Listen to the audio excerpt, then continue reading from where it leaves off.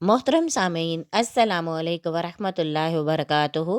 جیسا کہ آپ جانتے ہیں، ایمان کی شاخیں ہمارا عنوان چل رہا ہے، جس میں آج ایمان کی 56 شاخ آپ کے سامنے بیان کروں گی، جس کا عنوان ہے صلہ رحمی۔ حدیث قدسی ہے، اللہ تعالیٰ نے فرمایا، جو تجھ کو جوڑے گا میں اس کو جوڑوں گا، اور جو تجھ کو کاٹے گا میں اس کو کاٹوں گا۔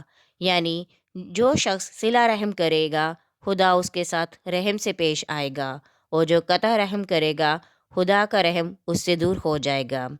قرآن و حدیث میں صلہ رحمی کی تاکید۔ قرآن مجید میں سورۃ النساء میں ارشاد باری تعالیٰ ہے، ڈرو اللہ تعالیٰ سے جس کے واسطہ سے سوال کرتے ہو آپس میں، اور خبردار رہو قرابت داروں سے۔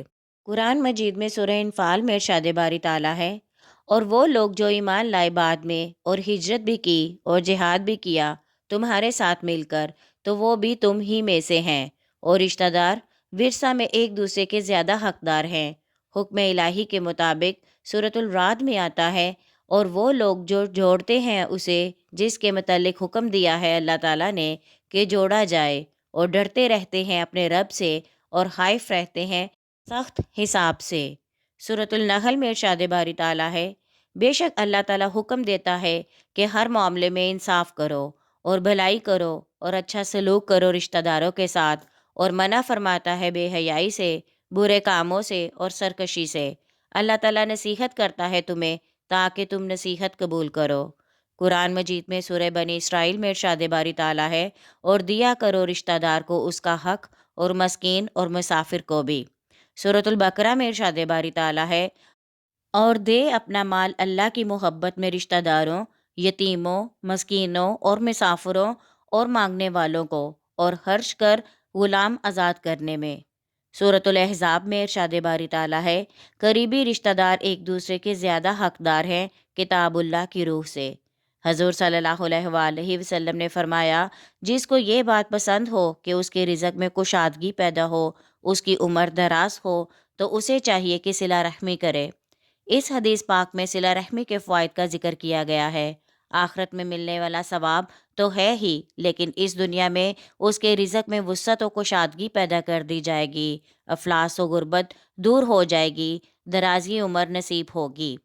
حضرت عبداللہ بن سلام رضی اللہ تعالیٰ عنہ فرماتے ہیں، جب رسول اللہ صلی اللہ علیہ وآلہ وسلم مدینہ منورہ تشریف لائے اور میں آپ صلی اللہ علیہ وآلہ وسلم کی خدمت عالیہ میں حاضر ہوا، تو آپ صلی اللہ علیہ وآلہ وسلم کے وہ مبارک کلمات جو سب سے پہلے میرے کانوں میں پڑے وہ یہ تھے۔ آپ صلی اللہ علیہ وآلہ وسلم نے فرمایا، لوگوں ایک دوسرے کو کثرت سے سلام کیا کرو، لوگوں کو کھانا کھلایا کرو، صلہ رحمی کیا کرو، اور ایسے وقت میں نماز کی طرف سبقت کیا کرو جب کہ عام لوگ نیند کے مزے میں ہوں۔ ایسا کرو گے تو بڑی سلامتی اور سکون کے ساتھ جنت میں پہنچ جاؤ گے۔ ایک حدیث میں ہے کہ حضرت ام المومنین میمونہ رضی اللہ تعالیٰ عنہا نے اپنی ایک باندی کو آزاد کر دیا تھا۔ جب حضور صلی اللہ علیہ وآلہ وسلم سے اس کا ذکر کیا گیا تو آپ صلی اللہ علیہ وآلہ وسلم نے فرمایا، اگر تم اسے اپنے ماموں کو دے دیتی تو زیادہ ثواب ہوتا۔ اسلام نے غلام اور باندی کو آزاد کرنے کی بڑی فضیلت و ترغیب دی ہے، اور اسے بہترین کار ثواب قرار دیا ہے، لیکن اس کے باوجود صلہ رحمی کا مرتبہ اس سے بہرحال اعلیٰ و افضل ہے۔ اسی طرح آپ صلی اللہ علیہ وآلہ وسلم نے صلہ رحمی کی فضیلت بیان کرتے ہوئے فرمایا، یعنی کسی محتاج کی مدد کرنا صرف صدقہ ہی ہے، اور اپنے کسی رشتہ دار کی مدد کرنا دو امروں پر مشتمل ہے، ایک صدقہ اور دوسرا صلہ رحمی۔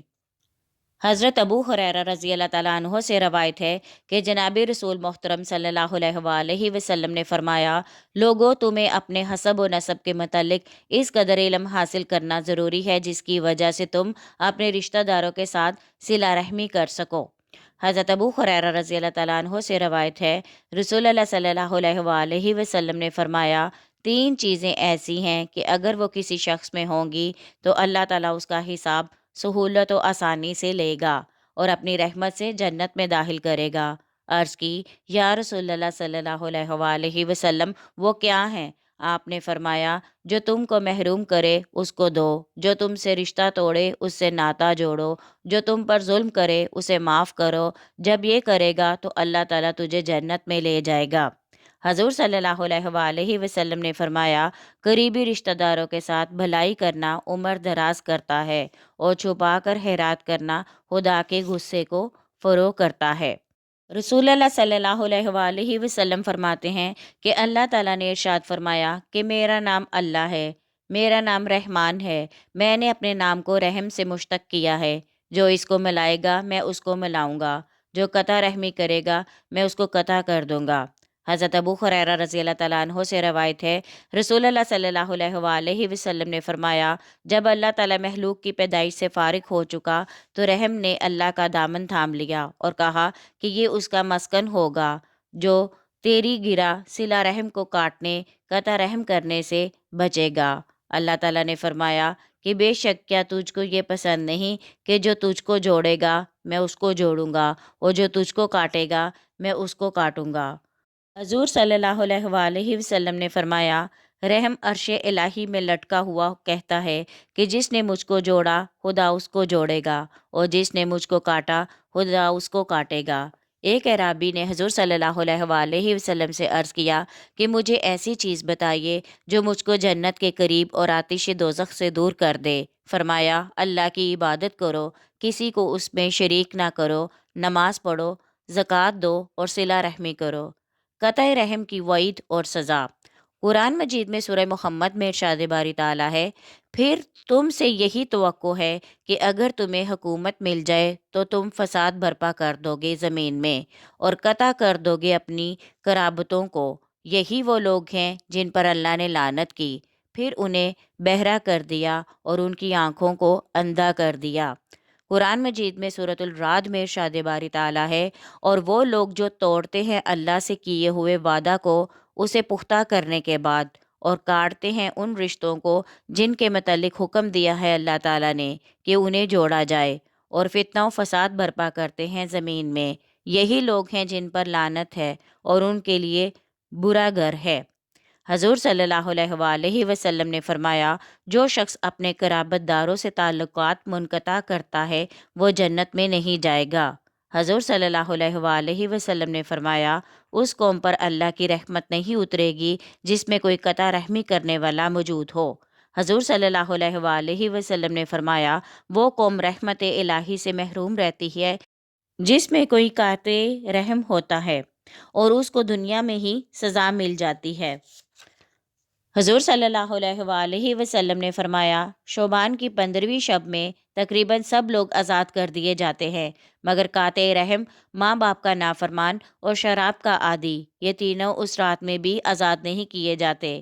رسول خدا صلی اللہ علیہ وآلہ وسلم نے فرمایا ہر جمعرات کی شام جمعہ کی رات لوگوں کے اعمال اللہ تعالیٰ کی بارگاہ میں پیش کیے جاتے ہیں۔ اللہ تعالیٰ رشتہ قرابت توڑنے والے کے اعمال قبول نہیں کرتا۔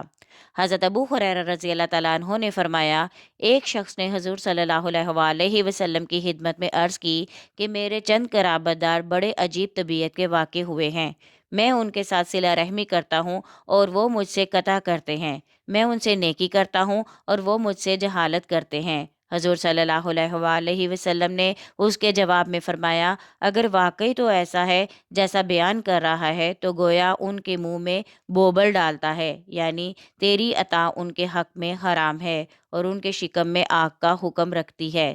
اللہ تعالیٰ ہمیشہ ان پر تیری مدد کرتا رہے گا جب تک تو اس صفت پر قائم رہے گا۔ امید ہے ہماری آج کی آڈیو آپ کو پسند آئی ہوگی۔ پسند آئے تو لائک کریں، شیئر کریں اور کمنٹس میں اپنی رائے کا اظہار ضرور کیا کریں اور چینل کو سبسکرائب کرنا ہرگز نہ بھولیے گا۔ شکریہ۔